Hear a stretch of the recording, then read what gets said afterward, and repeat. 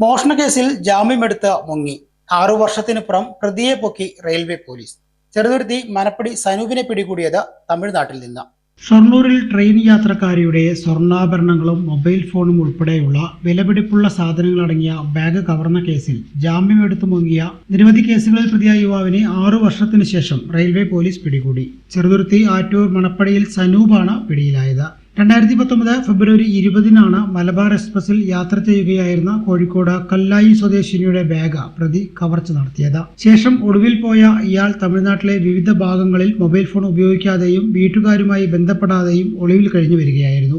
Railway പോലീസിന് ലഭിച്ച രഹസ്യ വിവരത്തിന്റെ അടിസ്ഥാനത്തിൽ കോയമ്പത്തൂരിൽ നിന്നാണ് പ്രതിയെ പോലീസ് അറസ്റ്റ് ചെയ്തത്. ഇയാൾക്കെതിരെ വിവിധ സ്റ്റേഷനുകളിലായി 10-ലേറെ കളവു കേസുകളും നിലനിൽക്കുന്നുണ്ട്.